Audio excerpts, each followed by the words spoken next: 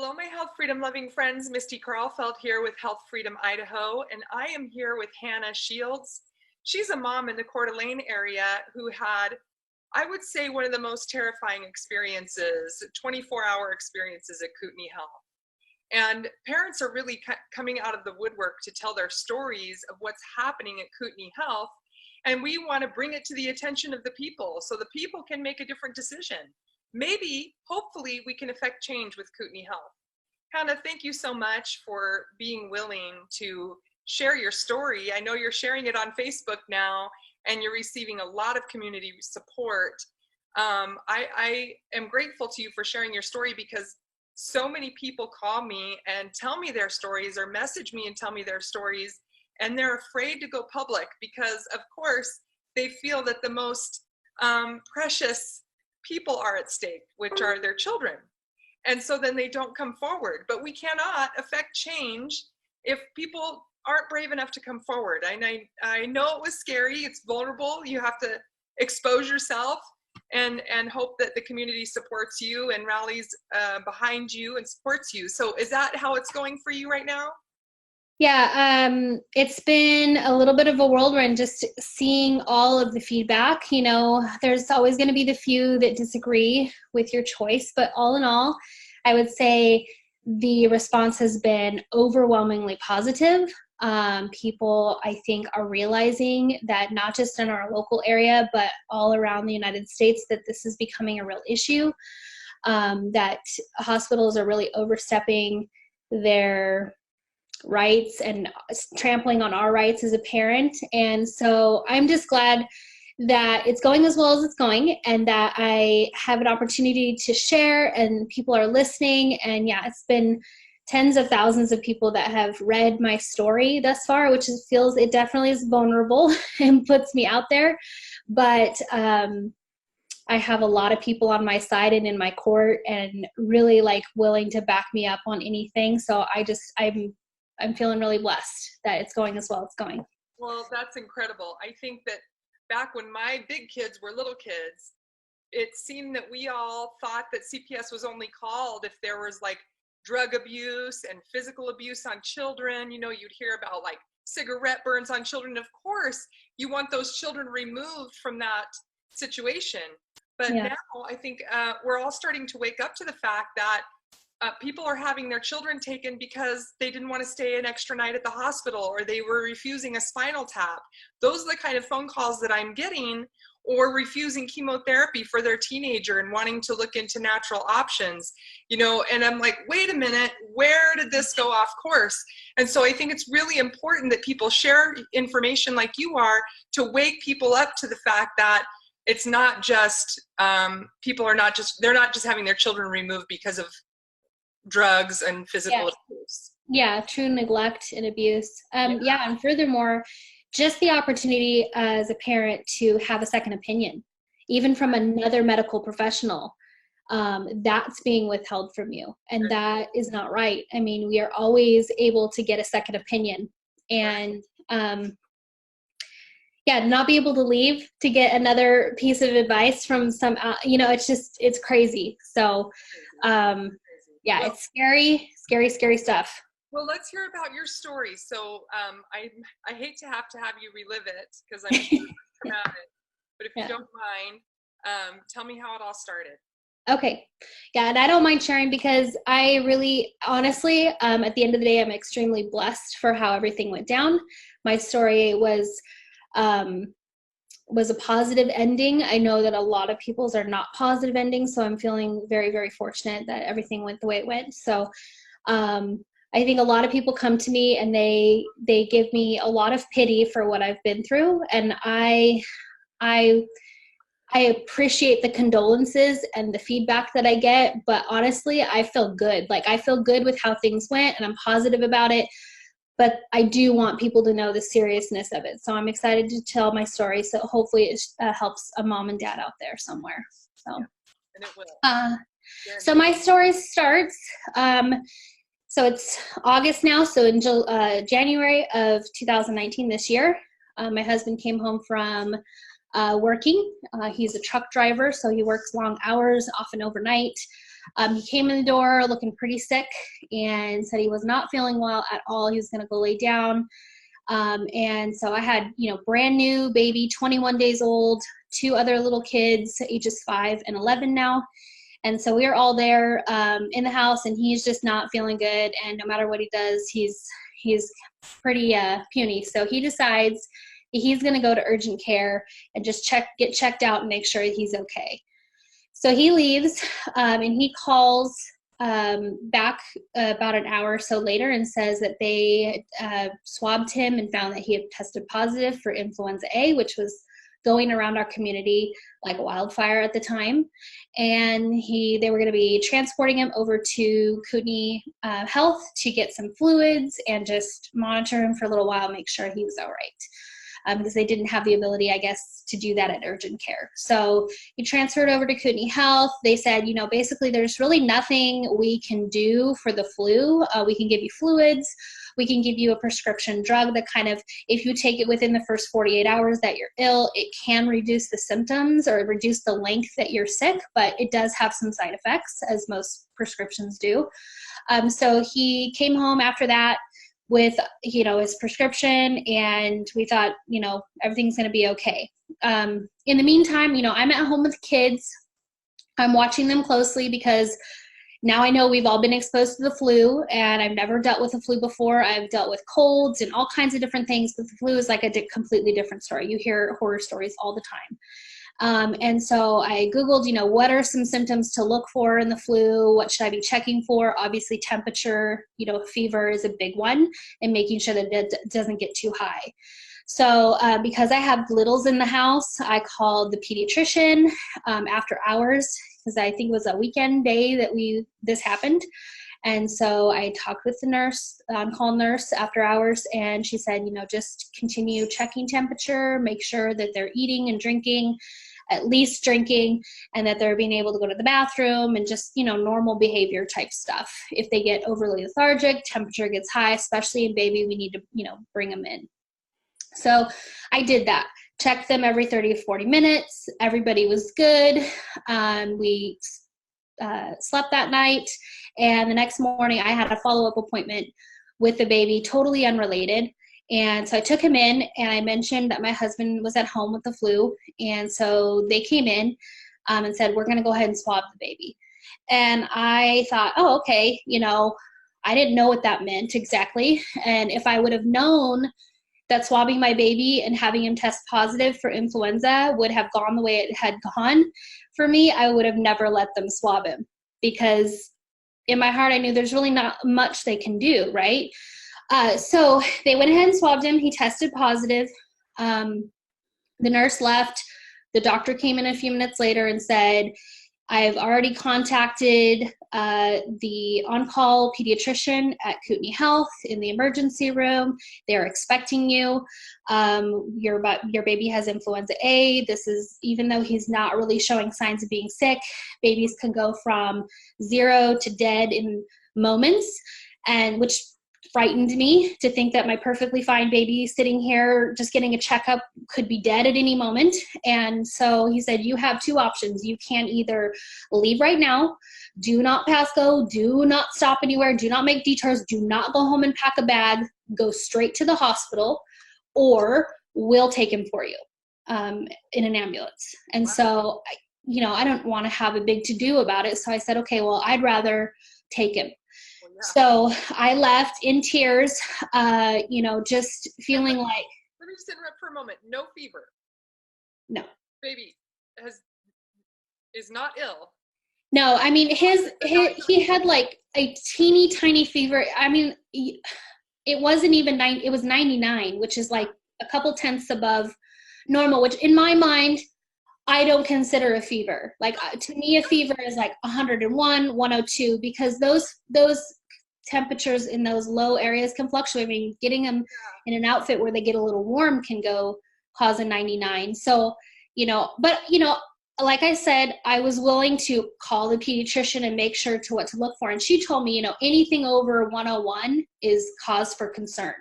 So I didn't really think anything of a 99. And it had fluctuated between normal and that all night long. that I was checking. So nothing really over that. Right. So Not cause for an ambulance.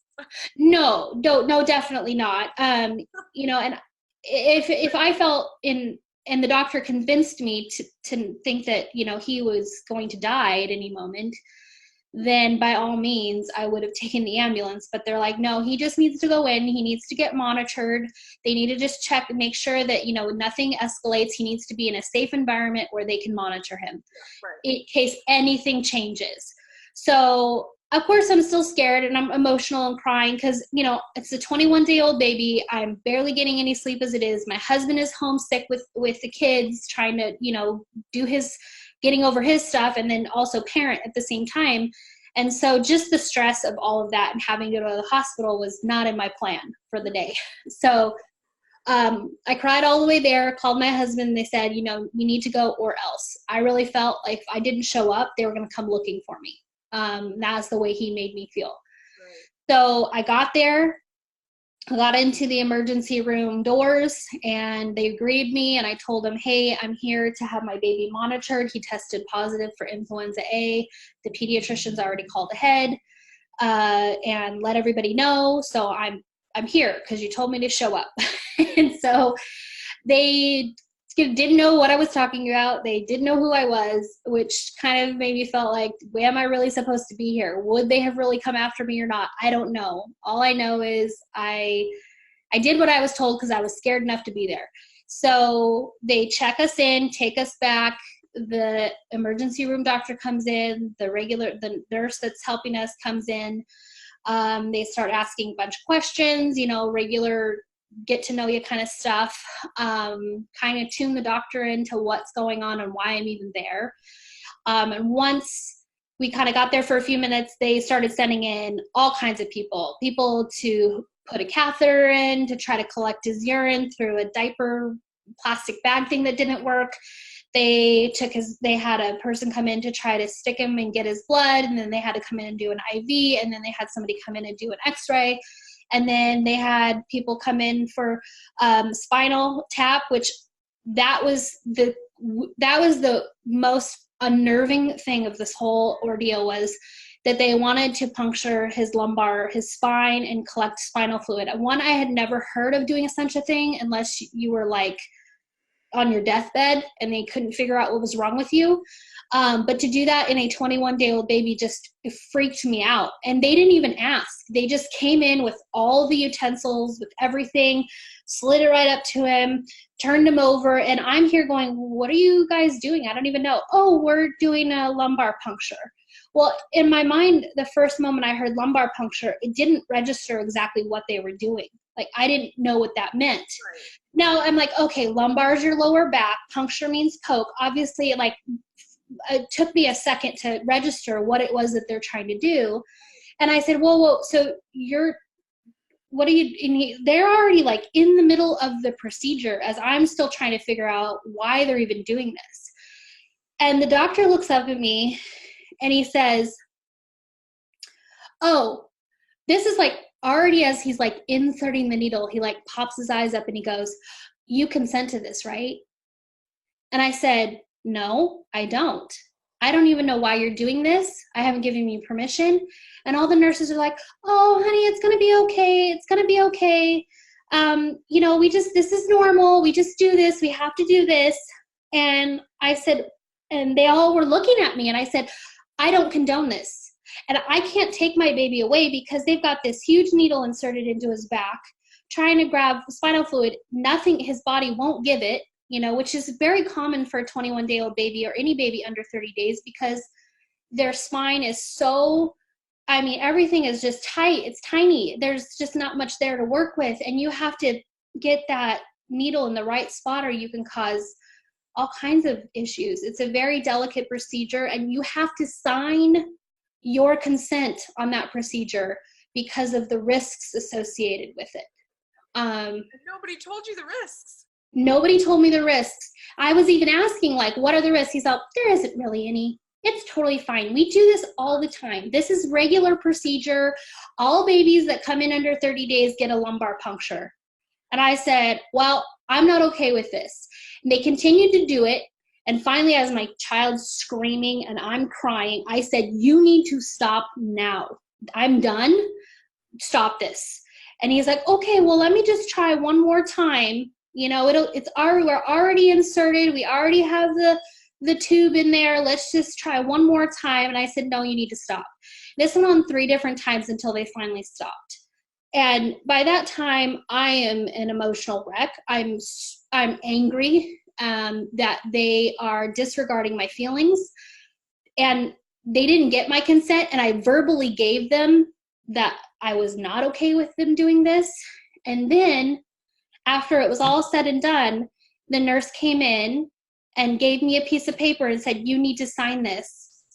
And it was to consent to the procedure they had already performed when I'd already told them to stop doing it. Wow. So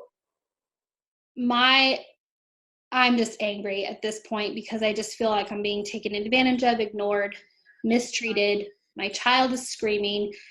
You know, this is just not, you know, I can deal with my child, you know, crying because they have to poke him with a needle to get blood. I can deal with things when I know that there's a purpose and a reason, and that the risk of that procedure is far outweighed by the benefits, but I didn't feel like I was getting any of that information. And I believe in informed consent, that I need to know as a parent, because it's my responsibility until my child is 18 years old to take care of him and help make decisions on their behalf. And I didn't feel like I was getting that met at all. Right. That's your natural God-given right. And it's not up to them to undermine it. Exactly. So I'm a firm believer in that. And because I was being ignored, it made me very frustrated, angry, and then it made me defensive because now they don't have any of my trust. So now I'm questioning everything. Right. And I told them, I informed them when I got in there, I said, look, I'm the kind of mom that needs to know why you're doing what you're doing. I don't mean to be in your face or critical of what you're doing, and I don't mean to demean your education and your skills and all the things that you've put into becoming the professional that you are. I respect that, but please don't disrespect me by assuming that, 1, I either know what you're doing, or 2, that I don't need to know what you're doing. Right. And so the nurse assured me, oh, honey, yes, we're good on that. We'll tell you everything that's going on. And that was before they started all of the lumbar puncture stuff. So they had lost my respect and lost my trust right then and there. So they convinced me to continue doing other tests, you know, x-rays to make sure his lungs were okay, you know, because the flu could turn into pneumonia. He could have secondary bacteria infections, all these different things that could come along with the flu. And I'm thinking, okay, my child isn't even really sick. I mean, he tested positive for influenza A. Lots of people can test positive for influenza A, but never necessarily exhibit symptoms. So I'm thinking he would have to be declining or looking even ill to justify doing any of this stuff to begin with, in my mind.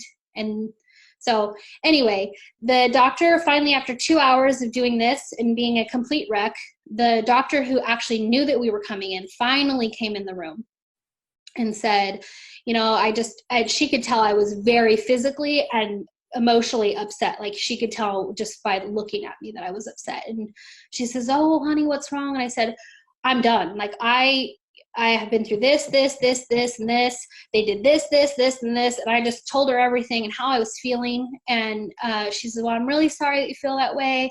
You know, some of this is procedure, and this is just what we do. And we have to have all these results so that we know how to treat your child. And I said, well, we already know what's wrong with him.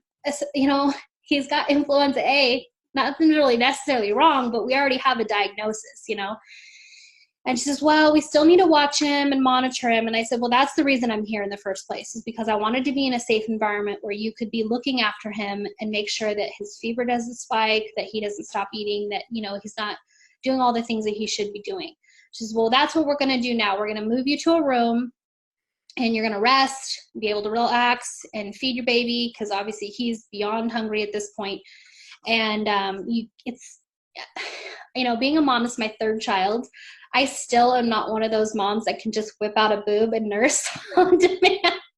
You know, I still like to have a little bit of privacy, you know. So when you've got grown men like walking into the room back and forth, like trying to do all these different procedures on your child while you have like your, you know, trying to nurse was not my cup of tea. So under so much stress, and to try to even let down yeah, and your body to create what it needs to create to sustain a whole nother life. yeah, I mean, there's a lot going on. There's a lot going on in you, and now you have this outside, this external stress. And then, yeah, everybody and their dog, you know, coming in and out of your room. Yeah, right, that's not yeah. conducive to a nursing mama. Yeah, not fun at all. So they have the IV in. They told me, you know, I told them, I said I don't want to give my child any antibiotics because, you know, I I'm a firm believer in not administering medication until it's necessary. Just to give it blanket antibiotics without proving anything, to me, was not worth the risk of, you know, potential immune, you know, dysfunction or gut health or any additional things regarding his health in the future. And so, you know, I'm willing to do it. My kids have had antibiotics, but I really like to go into it knowing that they really need them before just giving them willy-nilly. So I said, you can have the IV in place, because that way, if he does show any signs of anything, then you have the port in which to get the antibiotics into his system easy without having to try to do it if he were to start declining, because it's harder, you know. And you can also give him some fluids because we want to make sure he's well hydrated and, you know, has everything he needs. So that was the condition to putting in the IV. But with that, you know, trying to put an IV into a tiny, tiny little baby like that, you know, who's 7 pounds, is challenging. They had to bring in a specialist to do it. It took a very long time, multiple upon multiple attempts to do it, which was very unnerving for me and very upsetting to him. And then every time he moved, I mean, just the tiniest flinch, it would lose. I don't understand all the mechanics, but they would have to reflush it, the fluid through it, which is cold saline solution. It's not comfortable, and so every time he would move, they would have to do that, and he would start crying again. And so getting him settled down to even want a nurse was a challenge. So that was really, you know, heart-wrenching for me to watch him be hungry and upset at the same time because he couldn't get what he wanted. So anyway, so we get moved to our room. And they promise, you know, we're not going to bother you much anymore. We're just going to monitor him. We have the blood, we have the urine. We're going to go ahead and culture that to make sure he doesn't have any secondary bacterial infections. I said, fine, that's good. But every 20 minutes, that the new nurse would come in, you know, or the same nurse on shift would come in over and over and over again, checking vitals, temperature, blood pressure, all these different things. So, you know, you just get him wrapped up in his arm in a position with his IV so he can nurse or sleep, and then they got to come rip him all apart again and get all the stuff. And it just was one thing after another after another. And what was happening during that was they were never able to get like a really good blood pressure on him. And so it took really long to do his checks. And then they would leave and have like another nurse come in and try to do it. And then that nurse couldn't get a good reading. So then they would have another nurse come back in and do it. So it was just like multiple interactions that just seemed very unnecessary at the time. So, and I'm over here going, maybe the cuff is not right because it's really big and maybe it's giving you an inconsistent reading, but just, I'm not a professional, just an idea. So, anyway, so we went through a whole night there. You know, I came in roughly late morning. So this is, you know, evening time. They're coming in at all day and night. And then the next morning at 9 a.m., the doctor on staff at that point, new pediatrician, comes in. She brings 9 staff members with her from all the divisions of the hospital. So it was like an army. And they wanted to come in my room, but I stopped them at the door. And I said, no, this is my safe space for right now. While I'm here, I would prefer if we just talk here at the door and have our meeting in the hall, which was a little uncomfortable, but I just felt that it was better than having them all come stand over my child in the room. That's how it would feel. So like at this point, you're making yourself a barrier between. Yeah, I'm feeling unsafe already, unsafe at this point. And And then, that morning waking up, I had found that they had already started administering antibiotics without my permission, even though I'd clearly stated no antibiotics for any reason until he shows signs of any infection or if anything starts to culture. Where, cultures can take 24 to 48 hours, but you can start seeing cultures in the urine, especially within an hour. So we'd already been there 12 hours. They should be able to start seeing some signs of bacterial infection coming. Right. So the fact that they're treating him behind my back, and the IV, all the stuff is literally behind my bed, so I can't really see it. So they can actually come in and administer without me being able to turn around and see what they're doing. Wow. So they did that. And when I found out, I was really upset because I didn't know. The only reason I found out is because the nurse came in and said, okay, well, we're going to go ahead and give him his second round of whatever the antibiotic is. And I went, whoa, like, I already told you guys no. What, completely disregarded. Well, this is the doctor's orders. I know it's the doctor's orders, but I've already told you no, and this is my child, and I don't feel comfortable with that. Can somebody please tell me if anything is cultured, if there's any concern, has something changed that I don't know about? And nobody would give me an answer. Wow. So when the doctor came in and wanted to talk, and I stopped her at the door with her staff, I started asking those questions, and immediately came up we need to go ahead and do another attempt on the lumbar puncture, on the spinal tap. And that's when I went, no, you already had your attempts yesterday. You already put the amount of risk on my son that you did yesterday, and I'm completely uncomfortable with you going any further on that. And she, it took her back a little bit, and she kind of reassessed and went, okay, well, if you don't do the lumbar puncture, then we're going to go ahead and have to hold your son here for 7 to 10 days of mandatory of antibiotics. Wow.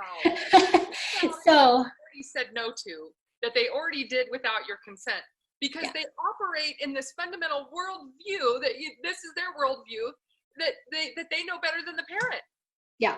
Rather than our worldview and what God says is the parent knows best. Yeah.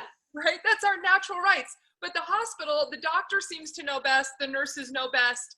And not only are you not even considered as far as your request, you're not even considered as far as just letting you know. That's how insignificant the parent becomes at the hospital. Right. Well, what a lot of people don't know, and what I didn't know at the time, because I didn't know really, I knew that I had the right to make a decision for my child, but I really didn't know my rights in the hospital and what I could do and what I couldn't do. And when you walk into a hospital, you are giving verbal consent without ever giving verbal consent that you're there to be treated. And they are protected by law for any treatment they give you. If there is anything that you didn't want to do or that they did and caused you harm, they're completely not liable for any of that. Our Idaho, in our state, our statutes protect the nurses and doctors and hospitals from administering care that could cause harm if it does. And they do not have to receive stuff necessarily in writing or your signature on anything anymore. You can walk in, and if you are walking in, you are automatically assumed volunteering your right to let them do whatever they need to do. Well, if that's the case, then their argument that they have to call CPS because of their liability is bunk. Exactly. And that's what they exactly say. Right. We have to call CPS because of our liability. So if that's the case, then why are they using that bunk argument? That's what I don't know. And that's what I think needs to be answered for sure. And they're also having parents sign a release of liability before they'll let them leave, saying, well, you can't leave until you sign this release of liability. And then even if parents sign the release, then they still call CPS. So it's just this constant, tornado, with CPS as the stick to do what we want you to do. Yeah, exactly. I mean, that's exactly how I felt. I felt it was a threat. And in this case, when it was do the lumbar puncture or do the antibiotics, I said, no, I don't want to do either one. I'm perfectly willing to stay here and let you monitor him as you've been doing. It's not comfortable. I don't like it, but I'm willing to stay if you're willing to just monitor him. If anything changes and he truly does have a bacterial infection, by all means, I will let you treat him. Right. But I'm not willing to do it without any proof that there's a need.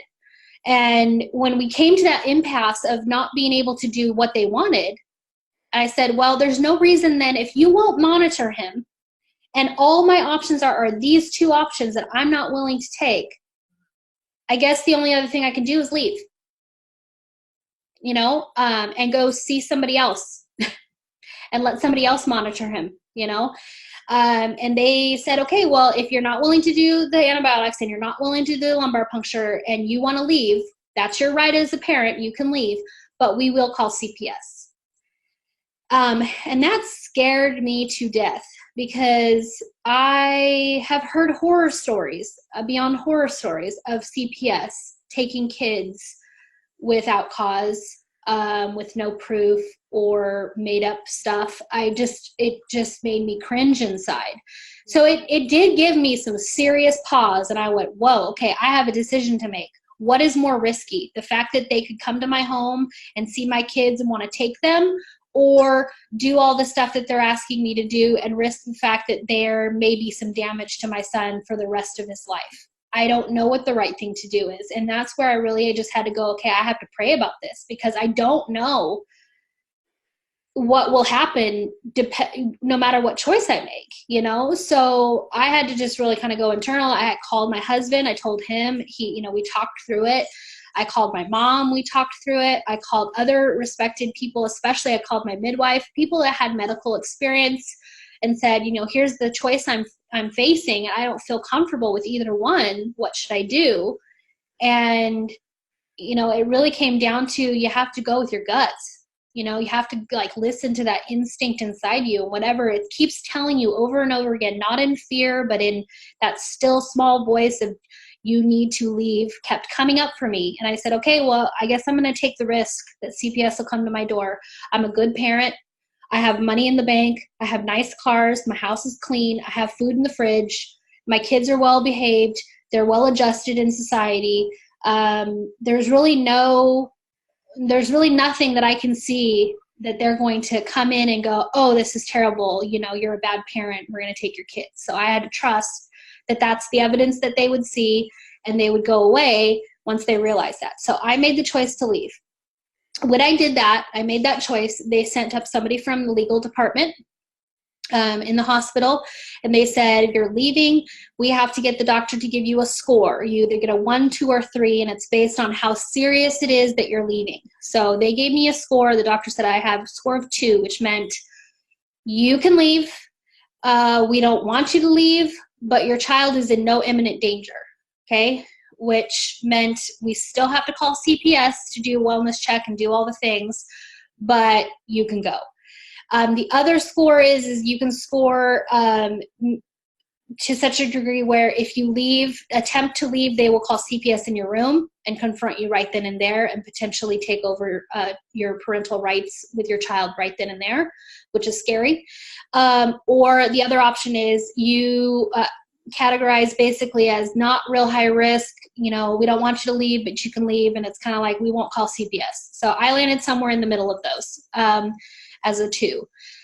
Which they did document on the form that I signed, releasing all liability to the hospital, to its staff, to its doctors, to everyone involved, that I would never, come after them if I left and something happened to my child as a repercussion. I released them completely, which to me, if I'm releasing them and I'm taking full responsibility for my child, I don't understand the need to then call CPS. Right. If my child's care is my own decision, then, and there's no signs of abuse. And I even looked up, because ours was filed under neglect, our CPS call, and the laws around neglect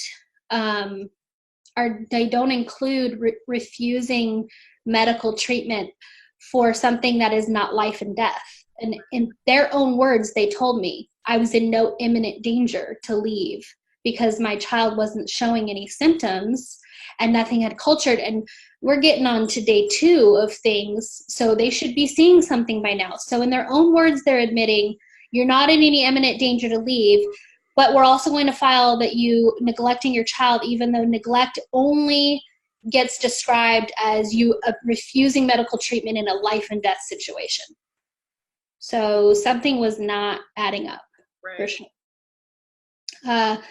So we left. It was about, I would say about 4 or 5 o'clock at, getting close to dinner time by the time we finally left, because once I made the decision to leave at maybe 9:30 in the morning, it took us that long to finally get out of there. They had to unhook my son from everything. Once they unhook you and you do an AMA, against medical advice leave, they will not touch you or your child or any of your belongings. And it goes from warm, friendly, inviting experience as best as they can in a hospital setting to a completely shut down, don't talk to you, don't make eye contact, you aren't here. It was the creepiest thing. They're shutting you out the door. Literally, yeah. And they won't touch you. They won't even open the door for you. They even told me that. We will not open the door for you. You have to pick up your things. You will not be allowed to come back in. Like, you better get all your stuff out and have somebody to help you out, because we will not help you out. Wow. Because it's a liability thing for them. Once you're signing over, you're not liable for me anymore, they can't touch you. Which was fine, but it just was a little unnerving to like experience what that meant exactly. Yeah, I'm sure. So by the time we got home, CPS with 2 cops were on our doorstep within a matter of maybe a couple hours. I had left the hospital and I called my husband and I said, you're sick, the other boys maybe exposed to the flu, not feeling well. I don't really want to bring the baby back there and continually expose him. I'm not personally exhibiting any symptoms or anything. And so I want to be in a comfortable environment where I can nurse the baby and kind of recuperate for a little bit after this whole ordeal. And so I decided to actually go to my parents' house, and they just live just about 4 or 5 minutes away from the hospital and not very far from us. We're all pretty close. So I went over there and they had an extra bedroom and everything. So we just kind of set up camp at my parents' house, the baby and I, and we kind of got to do a little recuperate. My parents weren't sick, so it was just a good place for him to go. And so when they came to the door, they came to my house, and my husband was home, and he didn't really want to open the door. He didn't know what to do, how to handle it. This whole thing was freaking him out, and he's really, really sick, so he doesn't want to open the door. So they're banging on the door for like 15 minutes before he finally they said, we are not leaving. You have to open this door. You have to talk to us. We will not leave until you do. Did they have a warrant? No. So then if your husband were to say to them, I would like you to leave, they're trespassing. They don't have a warrant. Yeah. And he did. He said, I'm really not feeling well. Can you please come back later? Come back tomorrow. Like he was being very respectful, and they just said, we will not leave unless you open this door. So he opened the door, and, they're like, hey, we need to talk to your wife. She left the hospital, and he says, my wife's not here. She decided to go ahead and take the baby over to her parents' house to have, some recuperation and everything while I'm sick at home. And so he says, you need to contact her. So they did. They contacted me. He gave the officers my phone number. They immediately contacted me, told me over the phone, if we just come and just see your baby, just look at him and make sure he's okay. Granted, we just left the hospital, like not very long ago. But I said, well, he's fine. Like, we just left. And so we have to come and lay eyes on him and make sure he's okay. We'll leave you alone. And I said, okay. I talked to my mom for a minute and said, they're going to come to her house. I had to ask her permission. Are you okay with them coming here? If not, I can go home, tell them to come back to my house. But she says, no, we're fine. You can have them come here and we'll just deal with it here, in this environment. So I said, okay. So I called them back and said, okay, you're welcome to come. Well, by the time they got there, it was 10 o'clock at night. So, I'm exhausted. The baby's exhausted. We don't want to have people in our home at 10 o'clock at night, but they were insistent that they come and look at it. What I didn't know at the time was when you let CPS into your home, especially after hours, you do not have to have a judge-signed court order to take your children. And so I really put myself in a very precarious position when I let them in to look at him. I didn't know what my rights were with all of that. I didn't understand how to handle CPS.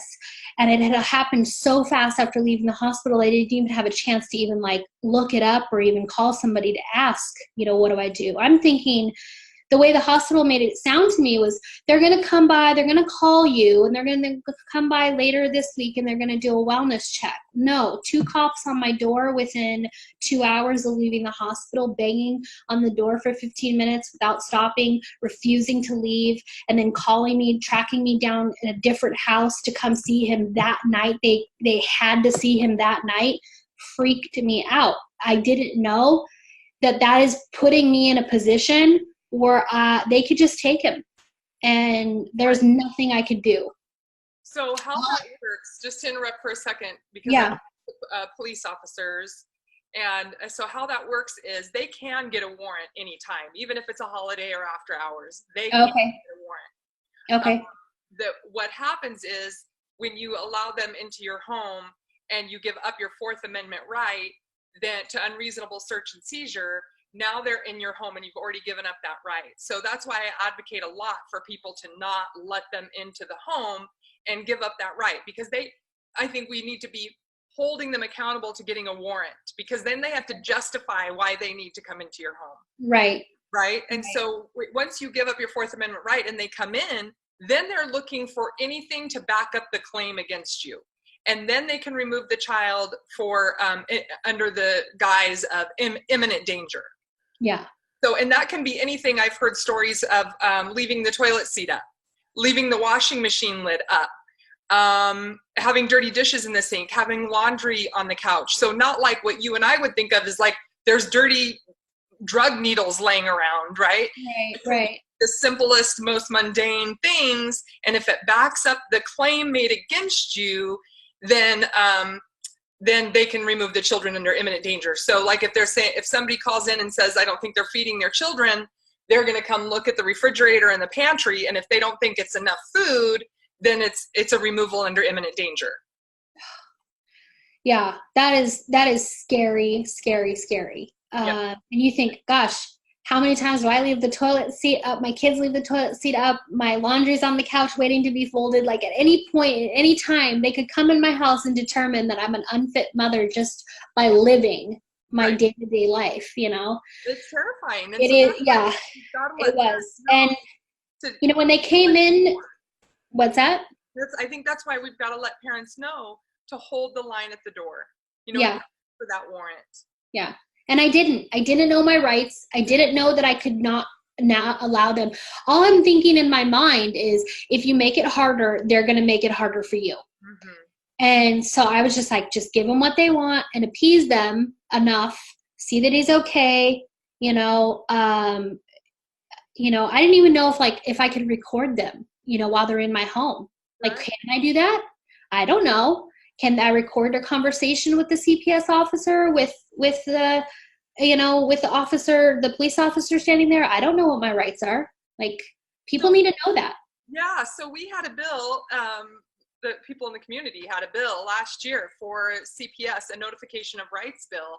And I guess I'd like to hear from you if you would have appreciated when the CPS agent comes to your door, handing you a half piece of paper that says you have the right to not let us in. You have the right to call an attorney. I think that's another good one to add on there. You do have the right to record. So things like that. Yeah. So those are all questions that were going through my mind in and around being scared. And, I'm sure that you've been in scary situations yourself, and when you're scared, you kind of lose your sense of direction and what to ask and what to say, and all you're focused in on is the fear at hand. And so trying to keep my wits about me, and here's my mom who's practically in tears because she's got CPS in her house, and I can't even begin to apologize to her for having that happen in her home. But she's trying to be strong. My dad's there. They're like shaking like leaves, the officer came in, he had his belt loop open with his mace and his hand ready. And then the lady came in, and the lady was an interesting lady. When I talked to you about this before, I didn't share this with you, but she literally looked like she was on meth. And, Like, and by the lady, is this the CPS agent? the CPS lady herself. Oh, okay. Like, had completely rotten out teeth, all of them, didn't even have part of them, like skin and bones thin. Like, and I'm not trying to judge and say, you know, you just can't, like, maybe you know, unattractive or something, but it was like to the point of I was concerned that she was going to touch him because she did not look healthy at all. And I'm thinking, this is the person that's coming into my home to determine whether or not my child is healthy. And I'm looking at her going, you're going to die any second. Just looking at, like, she's just so unhealthy. And I don't mean to be judgmental, but it was like, I don't know. It's like going into a doctor and they're smoking, the doctor smokes, and then they're advising you on health. Like, it's just that kind of like dichotomy that I was really struggling with. So, but the officer was kind. You know, he said, clearly everything looks good. Baby looks good. We talked for a while. They stood there. They watched him for a really long time, which was very uncomfortable, especially when those long pauses of no one talking and you don't really know what to say. And you're like, I don't know how much is too much. So, they finally decided to leave. I think it is tons and tons of prayer of protection over my child and myself and at home that they didn't take him because they could have. They did talk to me the whole time about, you know, coercing me to come back. Well, not they, but the CPS person said, you know, if you just come back to the hospital, they said that, you know, they'll drop the CPS case and you can just do the spinal and then we'll go away and you'll never have to see us again, which just made it even more like I'm not supposed to be there, because if you're using this to threaten me, then I don't feel comfortable going back. And I said, no, there's really no reason. They already attempted multiple times. How many times are you going to let them attempt it before you finally say enough is enough? Right. Like, this is a dangerous procedure. They make you sign the waiver for a reason, because there's risk involved, and I don't feel comfortable. They already got their attempt more than once. I'm done with giving them the opportunity to do that. And she really couldn't argue with me on that, and said, okay, well, are you willing to have him seen by another pediatrician or another healthcare provider? And I said, absolutely. My goal was not to eliminate his healthcare or his monitoring or to refuse medical treatment. It was just, I didn't agree with the doctor on how to move forward. And so because we were at an impasse, I had to leave. Right. There's nothing that they could have done for me at that point. They were not willing to just sit there and monitor him. So yes, I'm going to take him and have him checked out by somebody else, because I want to know that he's okay and he's improving and there's nothing really wrong with him. So because they said that, and they could tell I truly meant it, they left, which I'm very fortunate that they did. But I knew they said, we're definitely coming back. So just be aware that this is the after hours visit, but we're coming back. So the next morning, they said, well, you're going to be assigned an official CPS caseworker during the day, and you're going to have to go through all of that and everything. So the next morning, 9 a.m., I get a call from our caseworker that was assigned our case, and he's only one of 4 in all of Kootenai County that actually even oversees these calls to CPS to even verify if families are truly a threat to their children or not. And so he is, knowing now, he is overrun by cases. So, and all the things, and I felt like, gosh, I'm being called for really not a valid reason, and spending resources, his time and energy and my time and energy when it's not needed. And I'm sure that there's tons of other kids out there that really do need help, That's a great point. This is tax dollars at work. Exactly. So yeah, so I talked to him on the phone, and I just told him, I said, look, I'm really uncomfortable talking to you because I don't know what my rights are, and I don't know how to explain this to you, at the time, in a way. Like I said, I'm exhausted. I'm scared to even talk to you. Like, I don't trust you. I told him, I'm like, I don't trust you. I don't trust people coming to my home. So I'm going to go ahead and let my midwife talk to you, because she understands the nomenclature. She understands why we left. She understands, what it means to transfer care and all this different stuff, that she can really give you a much better rundown than I can of what all is happening. And so she did. My midwife called him, very quickly got him up to date on everything that had happened and why we chose to leave, and why we didn't want to go back, and why we were seeking other medical care for our child. And so he just said, okay, great. We want to make sure that he's growing and that, he's thriving and doing all that. So I went ahead and paid for a lactation consultant to watch me nurse my child and document it over the course of several weeks, so that he could see that my baby was gaining at least a half an ounce to an ounce a day, and that he was really growing, and that he, I guess, wasn't stunted or still sick. So we did that because we wanted to show that we were doing everything that we had promised to do, which was take care of our child and make sure that he was medically sound. So we continue getting regular checkups with our midwife, because we did have 6 weeks of postnatal care, which she's a licensed Idaho midwife, and the lactation consultant is licensed. And so therefore, because they're licensed under the same state that they have the ability, the rights to operate in, they couldn't refuse to let us see who we wanted to see. And so we went forward with that. We texted, emailed, documented things almost on the daily, if not every other day, until it was about 2 weeks it took them, and then they finally closed our case. And then I finally just got my official letter that said the whole call to CPS was unfounded just a couple days ago. I bet that was a sigh of relief. Yeah. I went in and I was like, I still haven't received this letter. You said you've closed my case multiple times. Like, I know I trust that you've done it, but I just need that piece of paper for my own peace of mind. So they went ahead and signed it and gave it to me, which was really just to have it as a comfort. Yeah. Yeah. So, through all of that, I called lawyers, talked to a lawyer that was very specific, had specific knowledge of what was going on with us. He walked me through a lot of things, talked to a couple other advocates in our area that kind of helped me walk through some things. So I'm the kind of person that if I know that there's somebody out there that has the knowledge that I don't have, I'm going to go reach out and figure it out. It's right. Because I don't want to just not know what I'm supposed to be doing and put my child or my family and my other kids at risk. So they had to come, interview me again. They had to come meet my other children to make sure that they were safe and sound. They had to come in my home and do all that stuff to finally close the case. But we did have open lines of communication. I asked a ton of questions, made sure to ask, what are you doing? And then this, and then what? And then what are you going to do after that?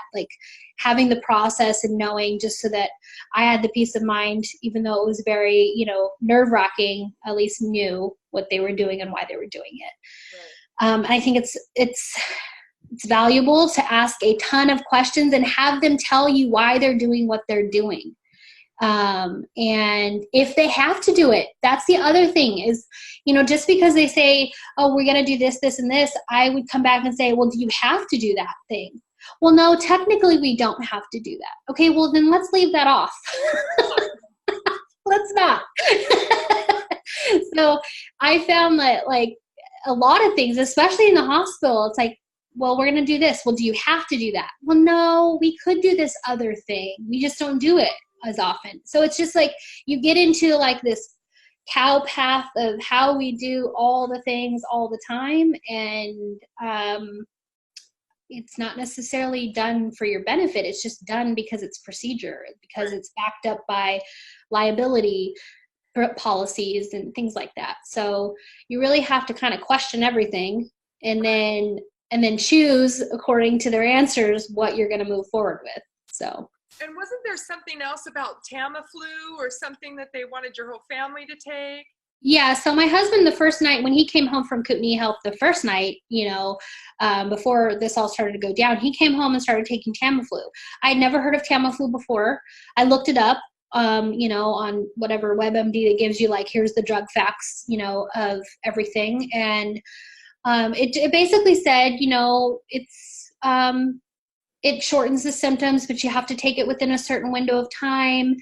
All it's going to do is kind of make it go a little quicker through your system, so to speak, because, the flu is a virus. You can't take antibiotics for the flu. So this is basically it. And as I didn't really go much further than that. I kind of like, oh, okay, it says it's fairly safe, it's fine. So they decided to go ahead and give the baby Tamiflu in the hospital through a syringe dose, which I gave him because what I had quickly read online was that it's fine. Right. But it wasn't until after I got out of the hospital and they, were like, you need to continue giving your baby Tamiflu because you have to give it to him for like, I don't know, a week or more until the bottle's gone. That I went, maybe I should really look into Tamiflu a little bit more and see if it's really something I want to continue doing, especially when he was showing absolutely no symptoms whatsoever by the halfway through the first day. So I looked it up and I actually went to the CDC website. And the CDC website says, Tamiflu is intended for children 2 and older. It's really actually not intended for children at all, but 2 and older, you should not be giving Tamiflu to children under 2. It's extremely toxic and very dangerous. It even says so on the CDC website, which freaked me out because they're giving my 21-day-old baby Tamiflu. And I didn't even know the risks. And they didn't give me the risks. They didn't inform me and say, hey, we're giving Tamiflu. We need to let you know that you need to sign something or give verbal consent to the risks that are involved with Tamiflu.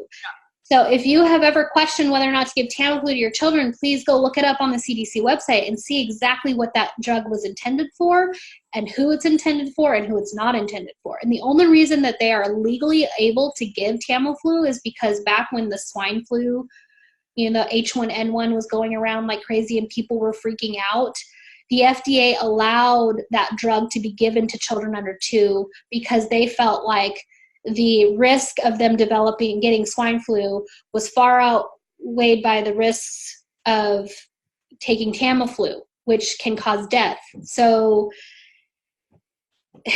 but that doesn't give me good reason to give it to my child when we're dealing with the regular flu and nothing that could be devastating like the swine flu. So anyway, That's crazy.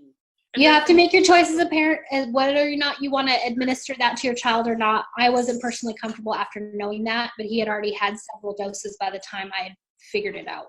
Right. And this is medical advice without giving you the risks. Yeah, exactly. Which is, to me, what they're there for as a mom, I have 4 kids, that what they're there to help me with is to understand the pros and the cons, and then for me to decide what I want to do, and then for them to support my parental choice. Exactly. Yeah. But they don't. They don't walk you through what they're giving. They didn't walk me through the antibiotics that they had given him without my permission to tell me even what they were. I had to ask. They kept saying, oh, well, it's just a broad spectrum antibiotic. Okay, well, what's it called? Because I'd like to look it up. Like, I want to know. I'm just a mom that wants to know. So I know that there's people out there that would just rather not know and live in a state of, well, if I don't know, then it can't hurt me. But I like to know things. And so I ask a lot of questions. And I wasn't real popular because of it, because they like to just get in there and do their job. And they're not just seeing me. They're seeing so many other people. And while we're on the floor in that NICU unit, at the hospital, you hear babies screaming and crying from every room. And it's traumatizing because you can't rest and relax in that environment and actually improve and get well because you're awake all the time listening to all the babies scream as who knows what they're doing in that other room. I have no idea. And babies that are screaming, oh, mommy, no, and I just want to go home, and all these things is just heart-wrenching. And they're coming in the room without gloves and without proper attire from who knows where in the hospital, bringing all their stuff with them and touching on my baby. And some of the nurses were great. Some of the nurses were suited up and, had gloves on and masks on, which is required when you're dealing with the flu. But they didn't. They came in with, ungloved hands, with unmasked faces, with no drape on, and they're touching and handling my baby. And they're worried about secondary bacterial infections. And I'm thinking, yeah, because they're exposing my child who wouldn't have otherwise been exposed at home to who knows what. Right. And of course they're going to treat him with broad blanket everything because it protects them from anything they could give him, potentially. But with that comes all these risks that he could have for the rest of his life. And I'm a mom that I want to protect him, and some may criticize me for making the decision that I made, but I really felt in my heart of hearts, and I still do, and I would do it again tomorrow, that it was the best decision for us to go and seek other medical care. Right. Right. So. Well, that was always my concern about the well baby checks, because I was like, why am I going to take my well baby to a place where sick people are? It just didn't make any sense to me. And I'm like, cuddling my baby, trying to protect from, you hear people coughing and sneezing, and you see people feverish, and you've got this perfect well baby with a not fully developed immune system. And at that point, you're really relying on your breast milk, but I never felt comfortable going to those appointments. Yeah. Well, I think that there's a sense of fear that overcomes mothers, especially new mothers, and they aren't educated necessarily on what to look for, and I think that they're lied to and manipulated into being more fearful than they might naturally be on their own. And so they go and they do all these checks and they use these services and everything that are, a hospital is really intended for truly emergency situations, like life and death. Their doctors are prepared for it. The hospital's set up to handle it. And so when you come in there, they are looking for something wrong. They are not looking for something right. They're looking to diagnose and treat. That is how they're trained. Nothing wrong with that.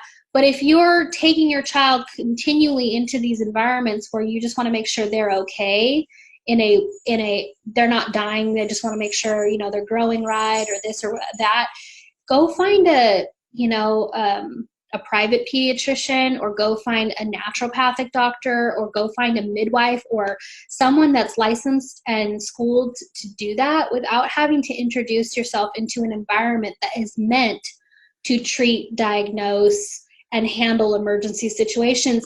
To me, it's like you're going and you're trying to drive a Ferrari around town like a Toyota Corolla. It's really what it's like to me. And so, not demeaning anyone, calling them Toyota Corollas by any means, but you get my idea. It's this big, huge, massive, powerful, meant to save your life, not to monitor. That's not what they're geared to do, which is why ultimately I felt like they were in a position where they couldn't really help me because they wanted to treat and do all the things, and I wasn't willing, and so it wasn't the best environment for me to be in. Right. No. Well, when I hear these stories about Kootenai Health, I can't help but feel like they're using CPS as an arm to increase their profits. Yeah. If they are saying, if you go home, you don't take these extra nights. Like I did an interview with Max already, and they had him stay extra nights, which is a charge to his insurance, which is a charge to him, and that increases the hospital's profits. Or if they're doing a spinal tap, I don't think you've received a bill yet to see, like, do they charge you for each poke of a spinal tap? So each time they try, does that increase their profits? I don't know. Yeah, I looked up the spinal tap cost, the average national cost for a spinal tap, and it's between $3,000 and $5,000 per attempt. Whoa.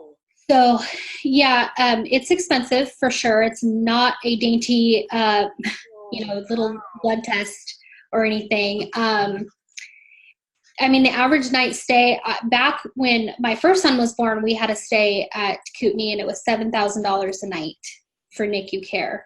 So I'm assuming that it's 10 years later, probably more.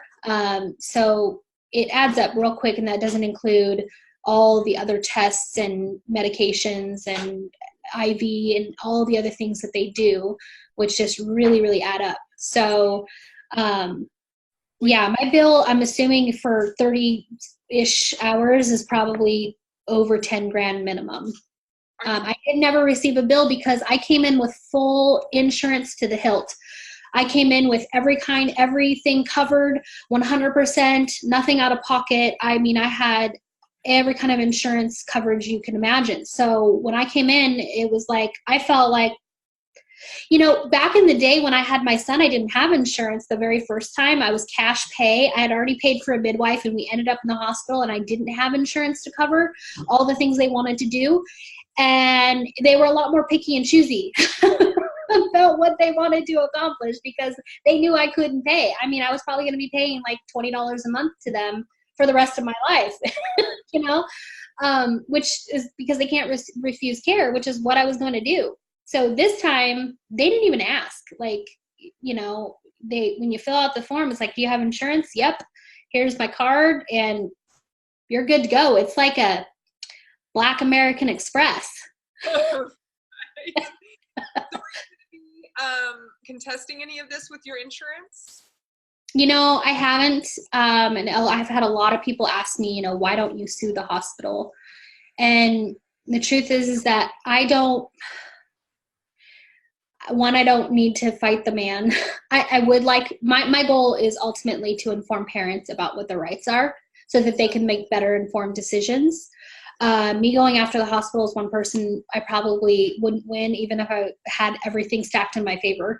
And that would be time, money, and energy away from raising my children and running my business and doing things that I would rather be doing than trying to accomplish that. So what I can do, I think, is a bigger impact is getting more people aware of what rights they have, what they can say yes to and no to, what happens if for some reason they leave and they have to deal with CPS, how to go about that more appropriately. And so that the hospital eventually gets to the point where they can't take advantage because parents are too aware. And I feel like once you have education, you are in the power position. If you leave yourself ignorant and uneducated, they can absolutely take advantage of you and manipulate you. So I think I can make a bigger impact that way. Sure, I know, and it would be daunting to take on the medical establishment. But one of the things I've heard a couple of parents doing is contesting the bill with their insurance. And I think that's a good idea because then the insurance might also, as well as parents getting aware of their rights and standing their ground, but then also the insurance company saying, you need to stop taking advantage of us, right? Right. So I'm wondering if more people do that, if the insurance companies will start questioning instead of being that endless money pit. Right. That's a good point. I never really thought about that, but that may be, I think I should definitely get the bill and look at it more closely and see what all went on there, and I need to go down, they weren't available when I left, but I need to go down and get all of the medical records. It takes them some time to get them published, where I can actually get a hold of them. But I need to know. There's always that question, like, what are they doing if they were willing to give antibiotics behind my back? What else could they have done while I was unaware, sleeping, or indisposed? I don't know, So there's always that concern. For sure. Well, I think yours is an amazing story, and partly because there's so many factors. Obviously, you prayed, and you also listened to your motherly instincts. Yeah. And I think just from my 4 experiences, they work really hard to undermine the motherly instinct, where a mom stops listening so much to what we're given here. And I think that's for me, that's a God breathed motherly instinct, and more and you sort of step back from that, and you went internal instead, and you listened to your motherly instinct, and it definitely you right. It sounds like it took you in the right direction. Yeah. I would say that that's something I've definitely been working on, is listening more to my motherly instinct and my guts about things. I don't think that we are taught in school and growing up to really trust ourselves that much, that our instincts are wrong or they'll lead us astray. And then we start living in fear over everything. And that's when you can really be manipulated. Yes. And I definitely believed some of the stuff they said because I was consenting to some things that I wouldn't otherwise consent to, because they did truly try to, like, they did a good job of, like, making me fearful of stuff. And it's where you have to, like, stop let's reassess. Let's, go a little bit inward. I do think prayer is extremely powerful, if nothing else, to help you tap into that inner guiding spirit, to figure out what you're supposed to do, and not make decisions, without consideration, rashly, or, in fear. I think that you should never make a decision in that moment. So, and that's what they try to do, is they try to put you in this very vulnerable position to make a decision when it's the least reliable time to make a decision. Right. So well, your story is inspirational, Hannah. I know that you will inspire other parents and other mothers to listen to that motherly instinct, and parents to excuse me, to get to know their rights.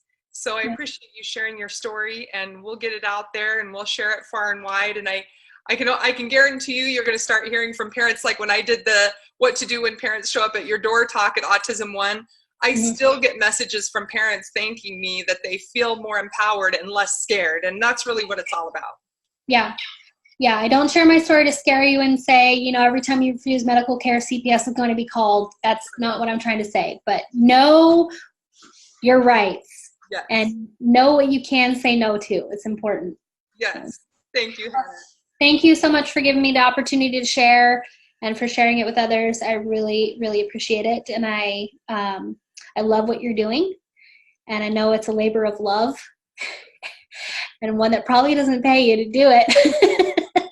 So, but it comes from the heart. And so I think that can be the most genuine, because, it's not coming from any kind of financial advantage, but purely from a desire to help moms and dads and protect their children. So I commend you for that. I'm really, really grateful that you're doing what you're doing. Well, thanks, Hannah. That means a lot. I appreciate it. Yeah.